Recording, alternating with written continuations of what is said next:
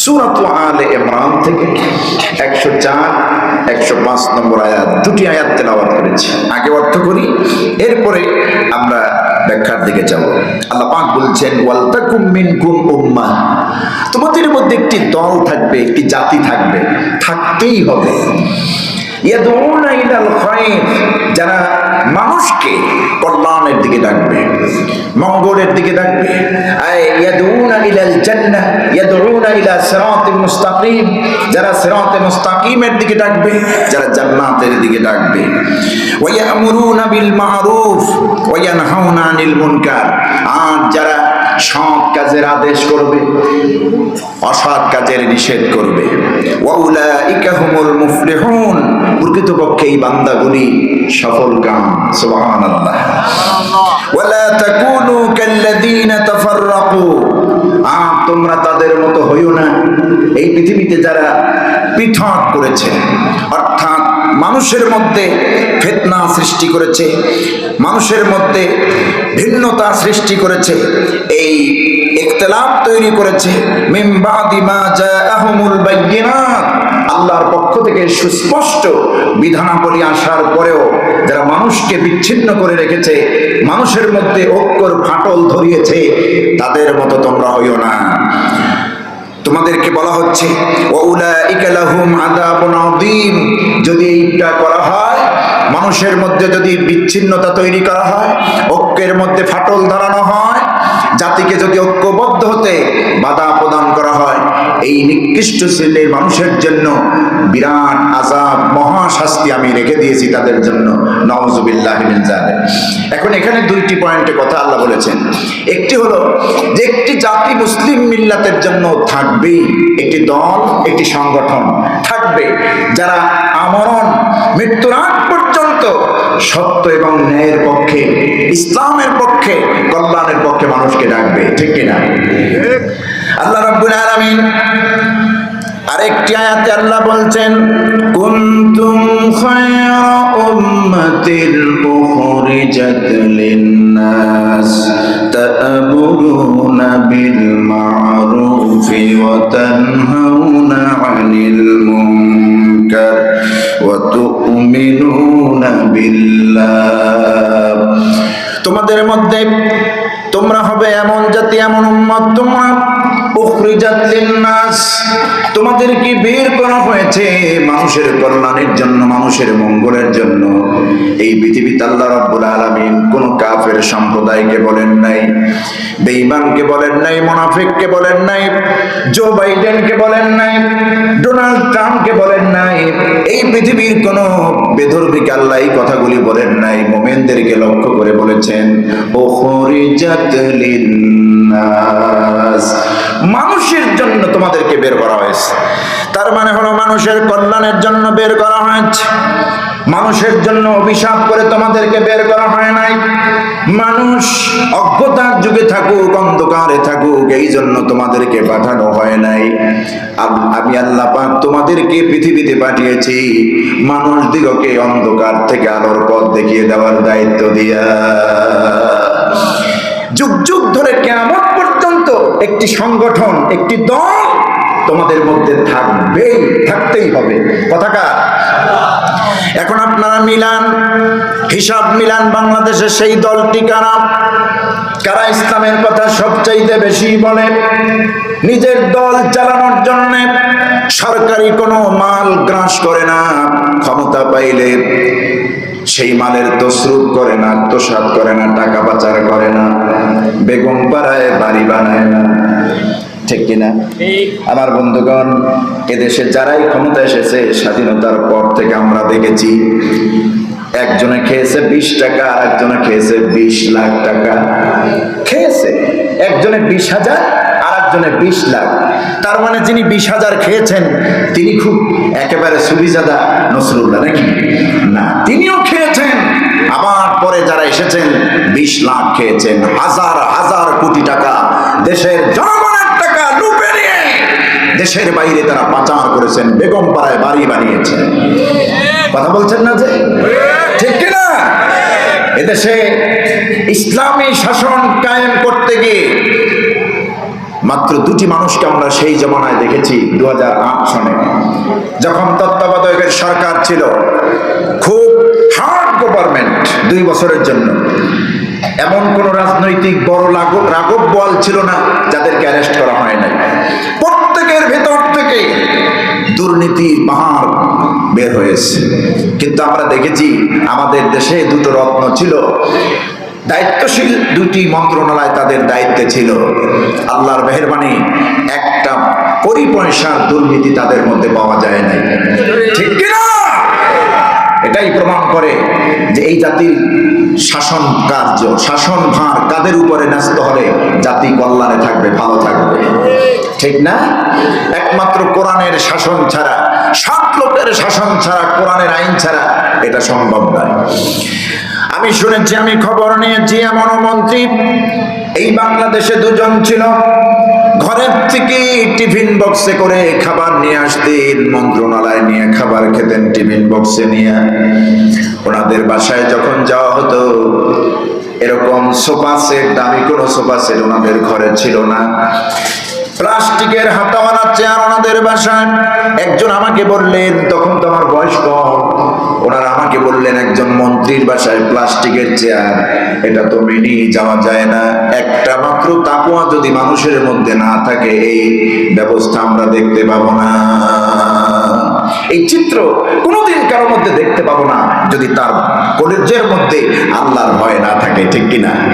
আল্লাহর ভয় থাকলেই শাসন কার্য ঠিক মতো পরিচালিত হবে। আল্লাহর ভয় থাকলে জনগণের সম্পদ তসরুফ হবে না। এই জন্য আল্লাহ বলছেন, উখরিজাত লিন-নাস, তোমাদেরকে মানুষের জন্য, কল্যাণের জন্যই বের করা হয়েছে। তা'মুরুনা বিল মা'রুফ, তোমরা সৎ কাজের আদেশ দেবে, অসৎ কাজের নিষেধ করবে। একটা দল থাকবে এমন, যেই দলটি তোমাদের মধ্যেই আল্লাহ পাক তৈরি করবেন, ইয়াদউনা ইলাল খায়র। আল্লাহ রাব্বুল আলামিন সুন্দর করে বলছেন, ওয়ালতাকুম মিনকুম উম্মাতুন ইয়াদউনা ইলাল খায়রি ওয়া ইয়া'মুরুনা বিল মা'রুফ ওয়া ইয়া'মুরুনা বিল মা'রুফ ওয়া ইয়ানহাউনা আনিল মুনকার। তোমাদের মধ্যে এমন একটি দল, এমন একটি সংগঠন থাকবে, থাকা দরকার, যেই সংগঠনটি মানুষকে ন্যায়ের পক্ষে, কল্যাণের পক্ষে, জান্নাতের পক্ষে, আলোর পক্ষে ডাকবে, জাহান্নাম থেকে মানুষকে ফেরাবে। আর এই মানুষগুলি তোমাদের মধ্য থেকে আমি আল্লাহ তৈরি করব, যেখানে অন্যায় সেখানে প্রতিবাদ, সৎ কাজের আদেশ এবং অসৎ কাজের নিষেধ তারা করবে। আল্লাহ রাব্বুল আলামিন বলছেন, আমার দৃষ্টিতে, আমার বর্ণনায় আমি আল্লাহ তাদের বর্ণনা দিচ্ছি। ভালো এই বান্দাগুলি, ভালো মানুষগুলির পরিচয় কি, এদের রেজাল্ট কি? ওয়াউলাইকা হুমুল মুফলিহুন, এরা হলো প্রকৃত সফলকাম ব্যক্তি। কোন সুবহানাল্লাহ। দুনিয়ার জীবনটা আসলে এখানে তো থাকার জায়গা না। কত মানুষ এসেছে আর কত মানুষ চলে গেছে, থাকতে কেউ পারেনি। কিন্তু আল্লাহর দ্বীন সঠিকভাবে পালন করতে পেরেছি কিনা, আল্লাহর হুকুমত এই জমিনে কায়েমের প্রাণান্তকর চেষ্টার মোটেও করেছি কিনা, এটাই দেখার বিষয়। ঠিক কিনা? ইমানদারের দাম তো সবচাইতে বেশি। আজকে দেখুন, এই বাংলাদেশ নিয়ে গভীর ষড়যন্ত্র চলছে। একদিকে আমাদের বন্ধু প্রতিম রাষ্ট্র বসে নাই, ঠিক না? বন্ধু প্রতিম রাষ্ট্র, আসলে মুখে বন্ধু, মুখে মধু, ভিতরটা বিষ। এর নাম প্রতিবেশী দেশ আমাদের। এর মতো বন্ধু রাষ্ট্র যদি থাকে, জগতে আর শত্রুর প্রয়োজন নাই, শত্রুর প্রয়োজন নাই। একমাত্র দেখছেন গত সপ্তাহে একজনকে অ্যারেস্ট করছে, তাও এই দেশ নিয়ে ষড়যন্ত্র করেছিল, গভীর ষড়যন্ত্র। মুসলমান, সংখ্যাগরিষ্ঠ মুসলমান বাংলাদেশে, এই সংখ্যাগরিষ্ঠ মুসলমানদেরকে প্রতিপক্ষ তৈরি করার জন্য হিন্দু ভাইদের মধ্যে এমন কিছু ব্যক্তি উস্কিয়ে দেওয়া হয়েছে। সংখ্যালঘু ভাইদেরকে বোঝানো হয়েছে এদেশে সংখ্যালঘুদের উপরে জুলুম নির্যাতন করা হচ্ছে। এই ইসকন নামের জঙ্গি সংগঠনের প্রধান চিন্ময় বাবু, তিনি গোটা পৃথিবীকে জানিয়ে দিয়েছে বাংলাদেশ একটা জঙ্গির দেশ, নাউজুবিল্লাহি মিন যালিক। আর এই অপপ্রচার করে করেছে? সবচেয়ে বেশি অপপ্রচার করেছে ভারত। ভারত অপপ্রচার করেছে, পশ্চিমা দেশগুলিকে তারা জানিয়েছে। এমনকি আজকে নিউজে দেখলাম তারা জাতিসংঘের কাছে এর বিচার চাইছে। আমাদের মিডিয়াগুলো প্রকাশ করছে ভারত যত প্রচারণা চালাচ্ছে 100 ফেক নিউজ, মিথ্যা রচনা, মিথ্যা বানোয়াট প্রচারণা। এদেশের শান্তি, সম্প্রীতি, সাম্য, মহৎ ভালোবাসা সব কিছু বজায় আছে। আমরা 1.5 মাস আগে তার প্রমাণ দিয়েছি না? 1.5 মাস আগে আমরা প্রমাণ দিয়েছি তোমাদের হিন্দু ভাইদেরকে। তোমাদের পূজায় এদেশের ছাত্র জনতা, আলেম ওলামা, মাদ্রাসার ছাত্ররা, আলেম ওলামারা তোমাদের মন্দিরগুলি পাহারা দিয়েছে। কেন পাহারা দিয়েছে? তোমাদের ভয় না, এটা আমাদের দায়িত্ব। কারণ ষড়যন্ত্রকারীরা তো বসে নাই। ষড়যন্ত্রকারীরা তারা কোনোদিন বসে থাকে না। দেশ থেকে পালায়েছে, কিন্তু তারা বসে নাই। দেশের ভিতরে বসে, বাহিরে বসে গভীর ষড়যন্ত্র করছে। মুসলিম এবং হিন্দু সংখ্যাগরিষ্ঠ সংখ্যালঘুদের মধ্যে একটি বিশাল দাঙ্গামা সৃষ্টি করতে চায় এরা। একটা শান্ত দেশকে অশান্ত করতে চায় এরা, ঠিক কিনা? এটাকে আমরা হতে দেব? কোনোদিন হতে দেব না। এই জন্য আশপাশে হিন্দু ভাইরা যদি থাকেন, আপনাদেরকে বলবো, ইসলাম যদি ক্ষমতা আসে, কোরআন যদি পার্লামেন্টে যায়, আইন যদি আল্লাহর হয়, শাসন যদি সৎ লোকেরা করে, আপনারা এদেশে মায়ের কোলের মতো নিরাপদ থাকবে। যার আলামত এখন দেখতে পাচ্ছেন বাংলাদেশে। গত সপ্তাহে দেখেছেন এদেশে সংখ্যাগরিষ্ঠ মুসলমান আমরা।